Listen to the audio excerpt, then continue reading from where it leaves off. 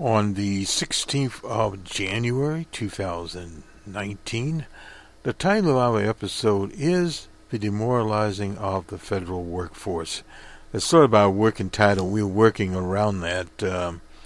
But the latest shutdown is a key agent of demoralization.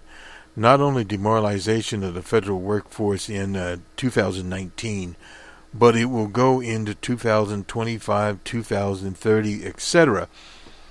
Because even in an ahistoric nation such as the U.S., people do remember things that occur. This is the longest work stoppage by the federal government in the history of the federal government.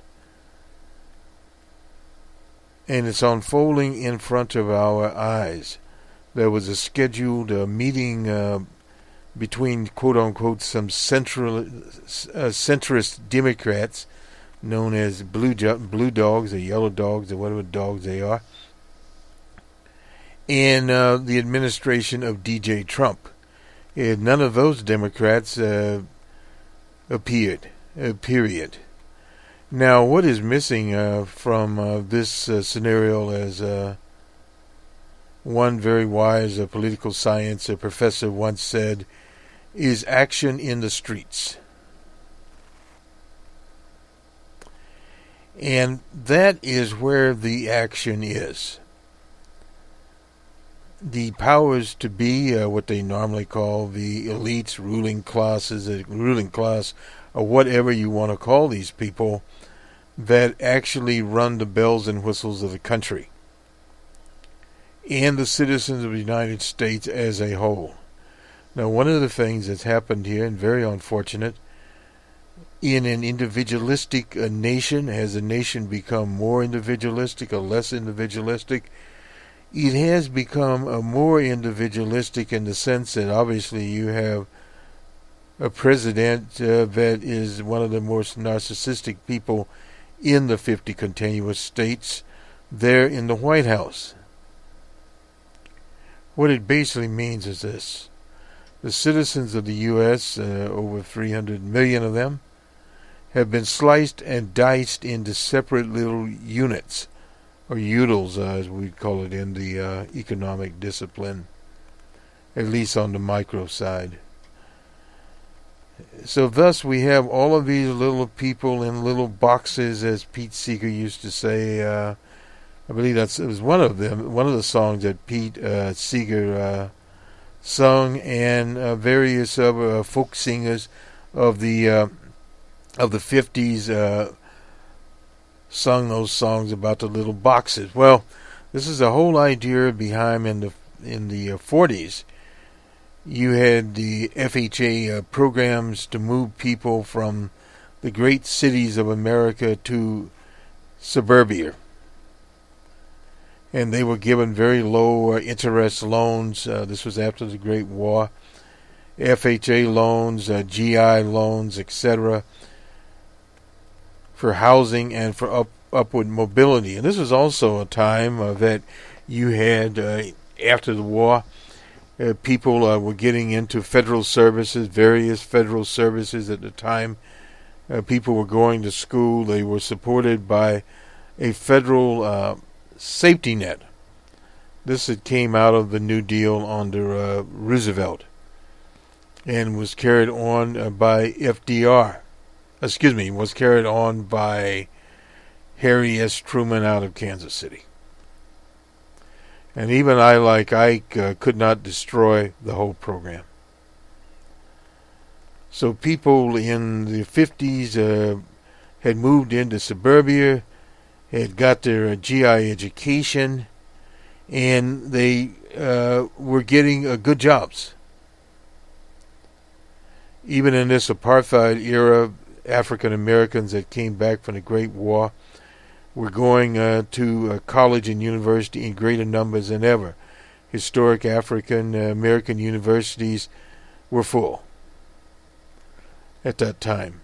And we were starting to transition out of apartheid to the greater universities.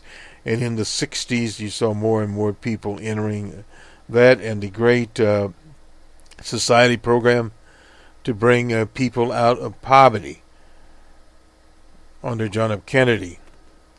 So this was a situation when there was hope, great hope within the nation. You had the National Endowment for the Sciences. When Sputnik went up, the U.S. went into a science race.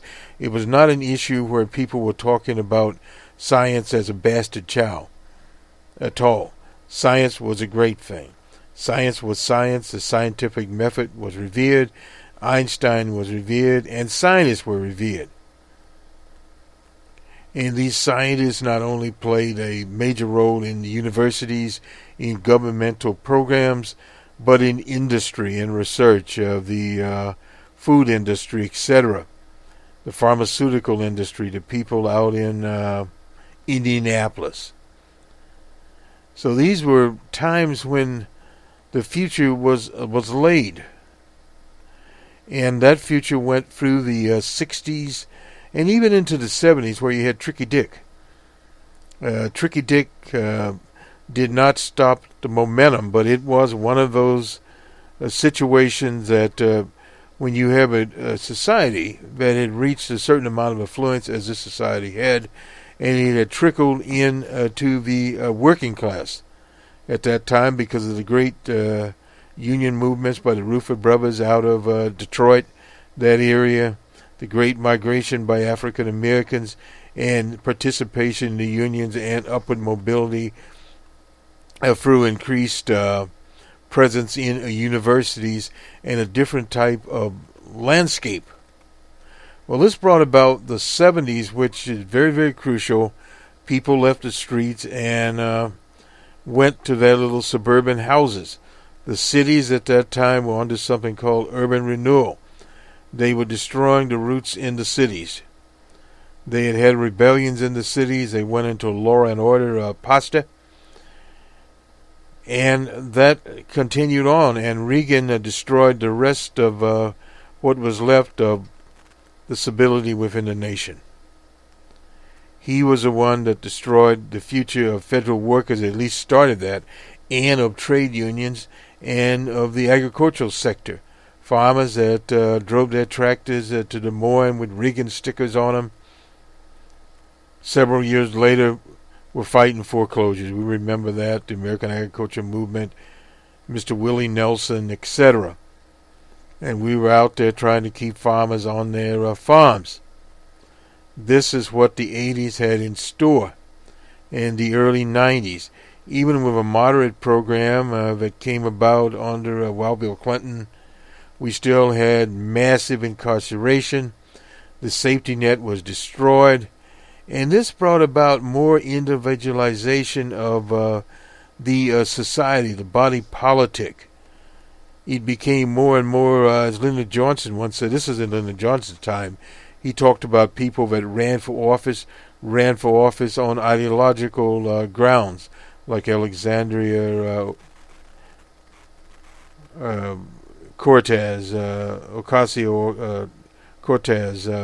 is running on that, and we'll be to her in just a second here. But this is the whole idea of this broadcast, talking about the politics of ideology. Now, the federal worker is the one on display today. And unionization, we have strikes going on out in Los Angeles. We'll have to check in there. I'm not certain as to where it is right now, but we'll check in to what's happening in Los Angeles. But it's a teacher strike. But we've had teacher strikes in places like Kentucky, in Arizona, in Oklahoma, all over the place that teachers hit the streets. And they were able to get some results. So far in this federal lockout operation, there have been little demonstrations of a few dozen people at best out in front of the White House or at the Capitol, but we need massive demonstrations now. The Women's March is coming up on the 19th. Will be an opportunity in your city, if there is a Women's March, to get out there and march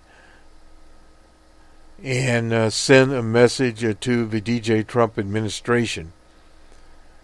Now, we've also seen at the same time from the business community, the chair of the Dell Airlines, Delta, Airlines organization was saying that they lost $25 million due to the shutdown.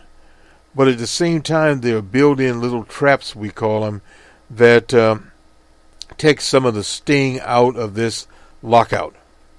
And the government is bringing back 50,000 workers, many of them at the IRS, to process tax returns.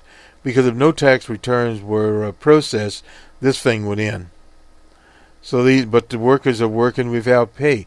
That's something that's unconscionable. This goes back to this individualization situation. You imagine working, first of all, being locked out or on furlough, whatever you want to call it, without pay, except for pay that was due you, and at the same time turning around and being forced to work without any pay.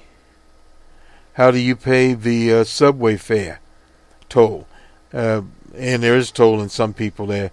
Or car fare, or maintenance on the car, the home mortgage, the apartment rent. All these things are playing in here, and the Trump administration knows that the public as a whole don't feel the sting of this. They are less likely to revolt against it. The polling, I believe, from the Reuters is like a 5 or 6% drop in terms of, or I should say, a rise in terms of people that blame DJ Trump. But this is still a very, very small, minute situation, and they understand this. Food inspections, another very important situation. Now, if you have an outbreak in salmonella or something of that nature, then the public gets focused on it. So this is back to this new way of doing things, the fractalization of things. In social media, people are on social media day in and day out talking about themselves, or perhaps maybe their family. But if you have that type of stagnation, that is a problem. The Washington Post inspired this particular episode. Let me just get to back here. H was talking about Alexandriaocasio-Cortez. She is 29 years old. She was born in the Bronx of New York. She's Puerto Rican. The family later, through some upward mobility, moved to Westchester County.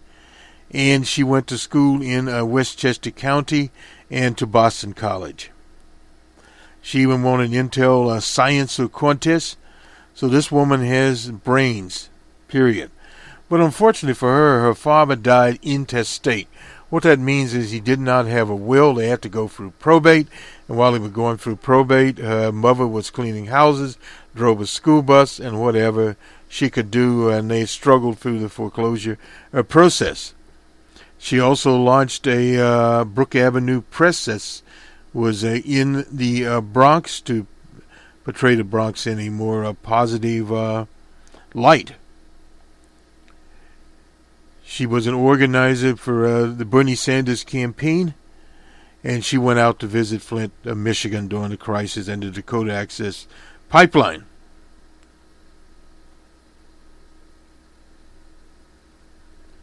And this is Wikipedia here, a visit to North Dakota where she saw others putting their whole lives and everything that they had on the line for protection of their communities. Inspired her to work in her own community, which she ended up defeating old Joe Crowley there.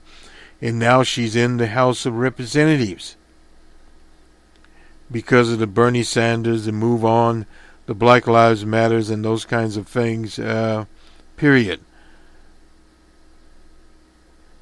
And Cynthia Nixon is here also there, and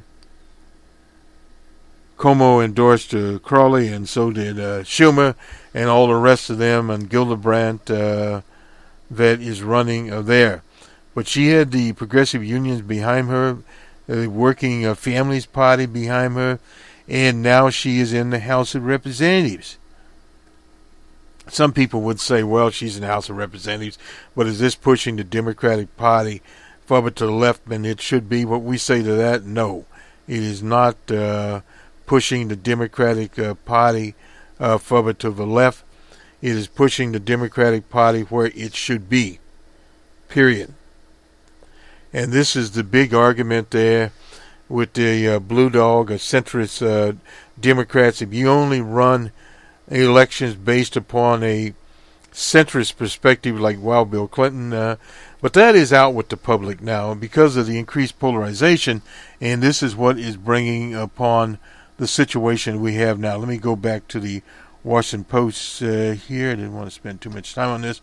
This is by Tedford Paquetti and by Franken from the Washington Post, Todd Franken. Anyway, 3 weeks of no pay, a lot of uncertainty has changed how an aerospace engineer named Sprayberry thinks about his job. He joined the Federal Aviation Administration 10 years ago because it promised him a stable career with study hours. He might not earn as much money as he could in the private sector, but he could be home more to raise his 3 younger children. Oh, this happened to him. But that careful career calculation has been undercut by the federal shutdown, furlough now. Workers are not getting a check because of the budgetary problems brought on there. So Sprayberry's wife picks up extra shifts as a nurse. He's lucky to have her as a nurse to make up for lost income. That's a two-family house where there's really a problem if both the husband and wife or whatever partner both work for the federal government. Period. The pace could be frustrating and effective, but it's also not as maddeningly chaotic, and the trade-off came with solid health and retirement benefits. Now, this was at one time, but this is a changing situation, and unfortunately, many of these federal workers, not all, are voted for DJ Trump. And you see the same situation with city workers, with state workers that have some stability or had some stability in their jobs, tend to go for these more conservative situations. The end of the shutdown is not the end of harm. This is from Max Steiner, Chief Executive of the Partnership for Public Service, a MGO, a nonprofit group that surveys job satisfaction in government agencies for the past 15 years. Morale in agencies already was suffering under DJ Trump. According to the partnership,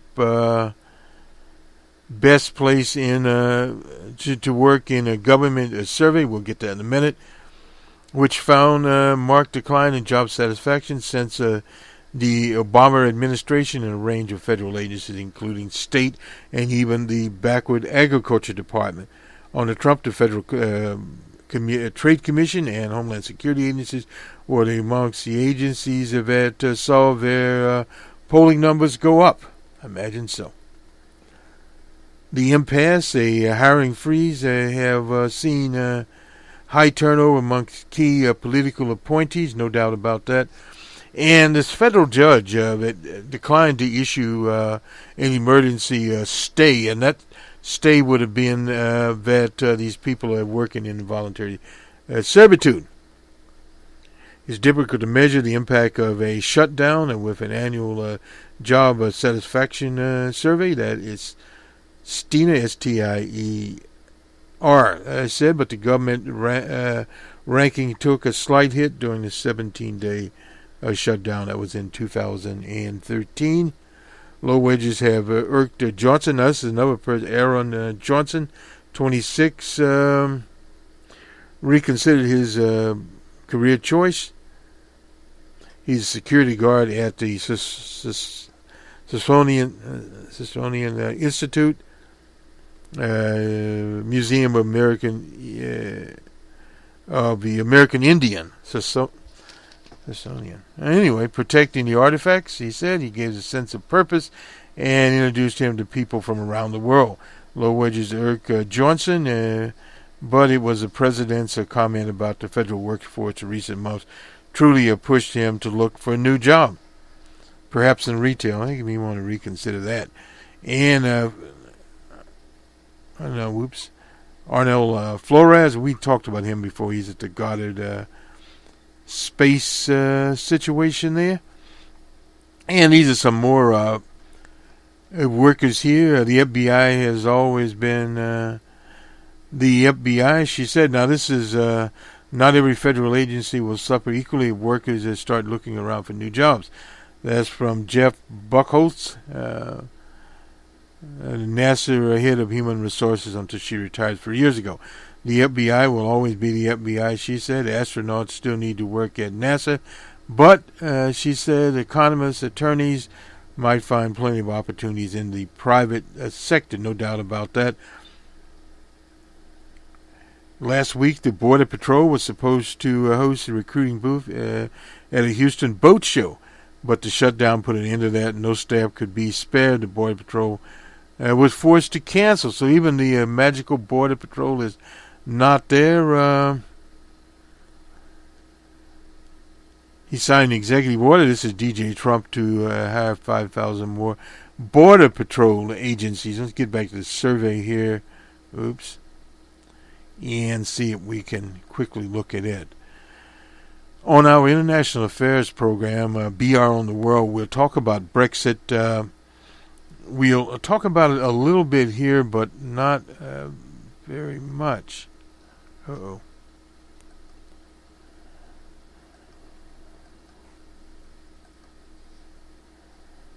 Well, thought we were going to get the survey here, and I guess if we did, I don't see it.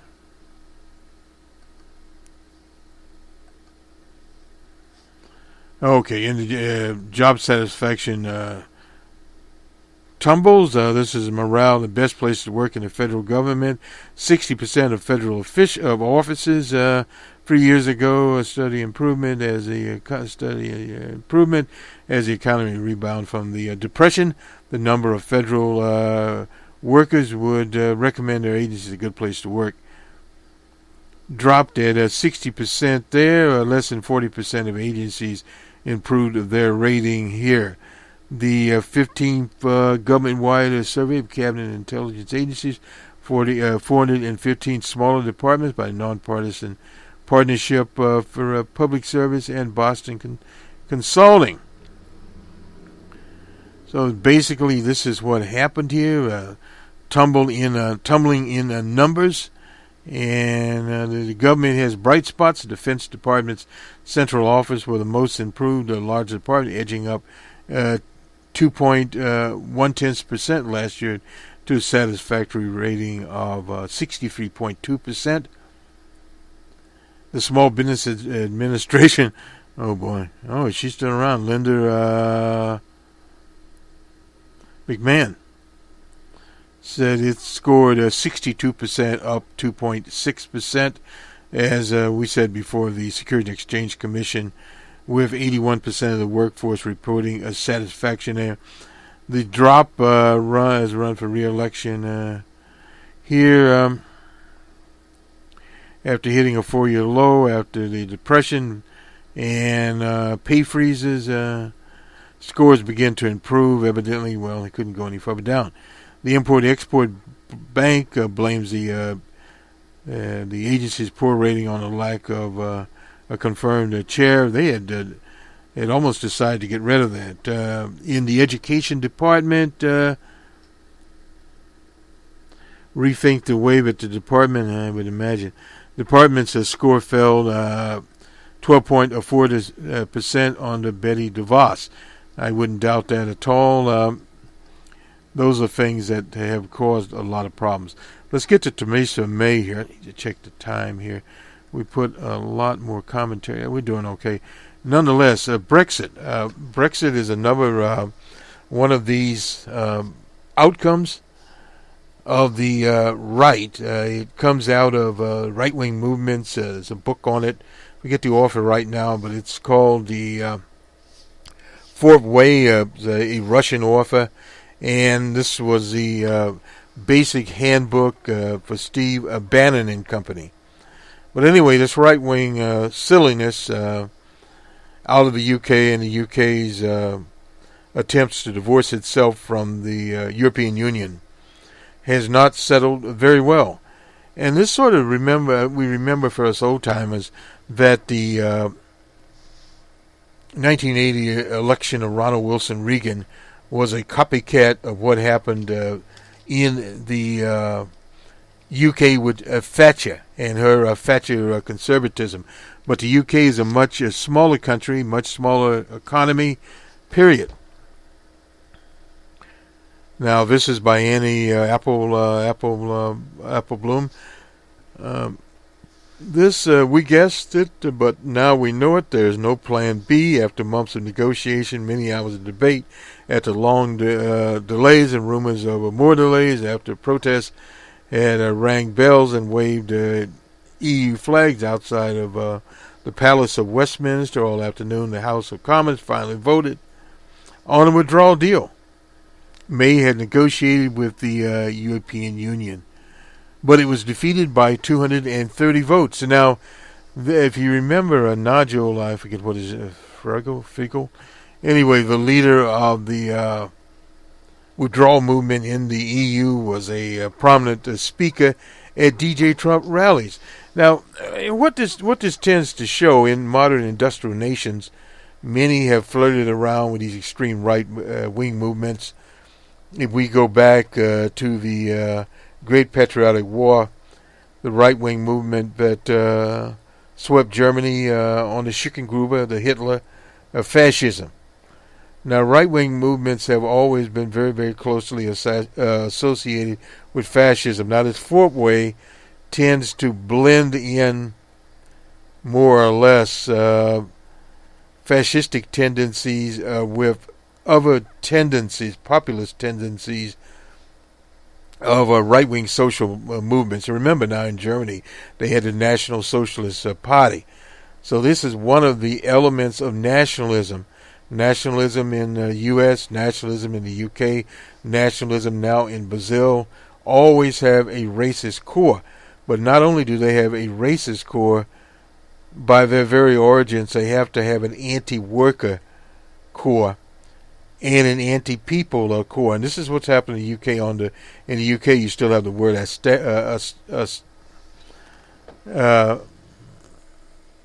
austerity. Oh, I have a little problem here.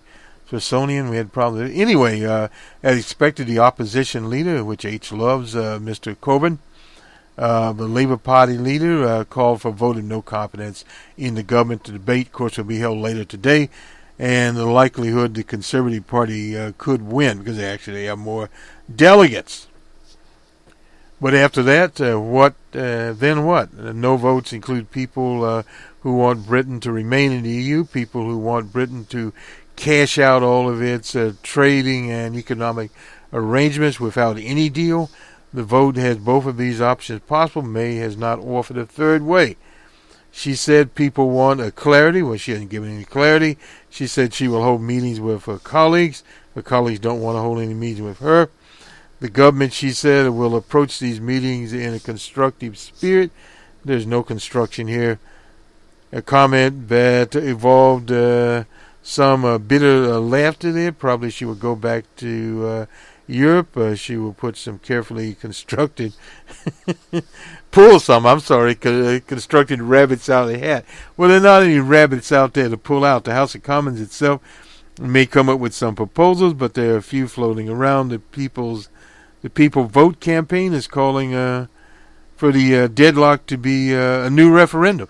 Now, if there's a new referendum, some of the polling has shown that an increased number of people oppose Brexit. In other words, Brexit has been a waste of time. And it always was on economic terms. The UK as an economy is a much smaller economy than Germany, and it is an integral part of the European Union. What irked these right-wingers, led by a bunch of pensioner types, was that with EU passports, people from other countries in the EU, specifically some of the former countries in the USSR, the Soviet Union, Romania, etc., Poland flooded into the EU. These are crafts types, and they didn't like that, and had newspapers and restaurants in their native languages. Now, as far as people of color are concerned in the EU, most of the people of color, specifically Africans, etc., come from what's known as the Commonwealth. And that has been happening forever in the EU. So if you're from Kenya or any country that is in Nigeria that's in the Commonwealth, you can migrate to the EU. To London. Get that right in a minute here. So this is part of the problem with the Brexit. So what it basically means is the right-wingers are not doing very well at all. Period. And back to some of these characters that are supposed to meet, they even invited Charlie the Tuner, Chris. He wouldn't show up. So this thing goes on and on and on. And from Shirley Moore Capito, she's from West Virginia. I'm an optimistic person, but I'm not seeing the blue sky yet here, which you won't see any blue sky. Some of the lawmakers they invited was Stephanie Murray of Florida, Corella of California,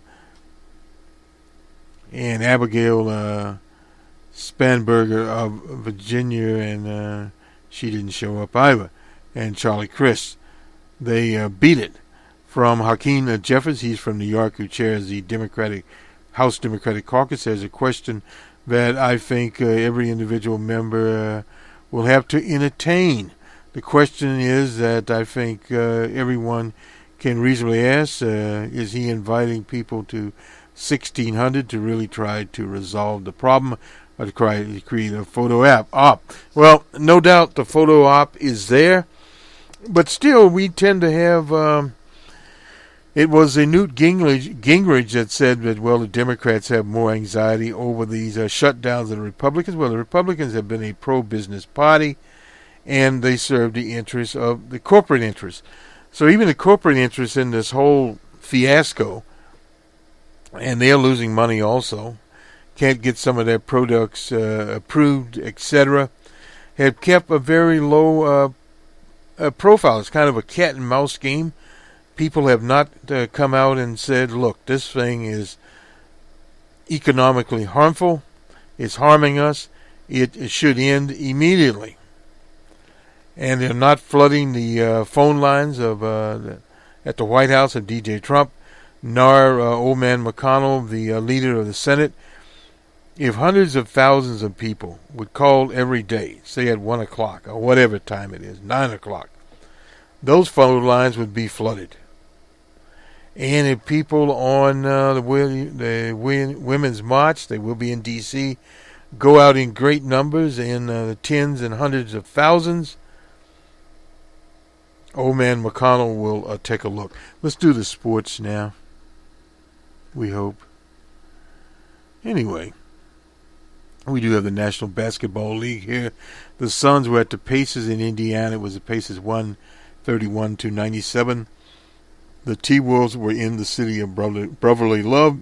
The 76ers won 49-107. New coach and whatever else, the T-Wolves are still the T-Wolves. The Thunder and Hawks in Atlanta. It was the Hawks 142-126. The Heat was in Milwaukee. And the Bucks 124-86. The Warriors were in the Mile High City, Denver.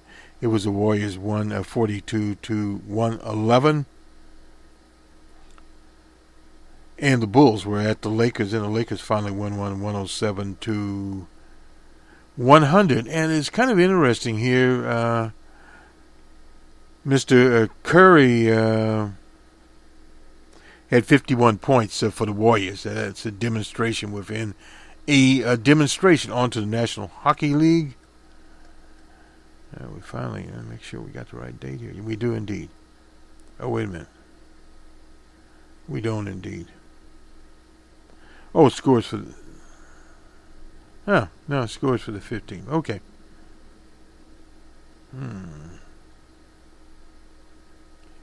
The Blues were at the Islanders in an overtime game. It was Islanders 2-1. The Hurricanes were at the Rangers. Rangers 6-2 was the final there. The Devils and Blue Jackets. It was the Blue Jackets 4-1. The Panthers and Canadiens. The Canadiens 5-1 was the final there. The Anaheim Ducks were in Milwaukee Red Wings 3-1. The Capitals and Predators. It was the Predators 7-2. The Kings and Wild. It was the Wild 3-2 in that. And the Golden Knights of Las Vegas and Winnipeg Jets. The Jets jetted on by. They were 4-1 was the score there. The Lightning shut out the Stars 2-0. The Penguins were at the Sharks in San Jose. 5-2 the Sharks over the Penguins. And to college basketball, we've been looking for this for a while. This is the final on the 15th. Arkansas and Tennessee. Tennessee 106-87. Virginia Tech and Virginia. This is the top 25, incidentally. It was Virginia 81-59. Nevada and Boise State, 1-pointer. Nevada 72-71. Kentucky, a provisional powerhouse, and Georgia. Kentucky 69-49, 20-point game there. Notre Dame and North Carolina. North Carolina's a basketball powerhouse, 75-69 there. Marquette and Georgetown. Georgetown used to be, but anyway, nonetheless, Marquette pulled it out here by 3 points, 74-71. Buffalo and Western Michigan. It was Buffalo 88-79. North Carolina State and Wake Forest. It was Wake Forest 71-67. As we are, a month or so out of, almost 2 months out of March Madness. LSU and Ole Miss. It was LSU 83-69. And finally, Florida, the University of Florida, and number 24, Mississippi State. It was 71 there. Our episode on the 16th of January 2018, the demoralizing of the federal workforce. This is Boston Red from the Jared Pippin broadcast booth and WBRN Radio and the Boston Red Network. Good day, and we'll talk to you soon, and we have some more programming. One of the programs we've been working on here, and we basically about finished it, is the impact of the Trump tariffs on agriculture, where we'll talk about some of the agricultural states were the backbone of the Trump 2016 election campaign into Missouri and some of those states. We'll look at those. And we also have a BR on the world. We'll talk more about Brexit. We'll talk about the Yellow Jackets in France. A lot of protests going on out in the streets, particularly in France. And the election in the Congo. There's a protest going on there. A lot of international news. We'll get to it there.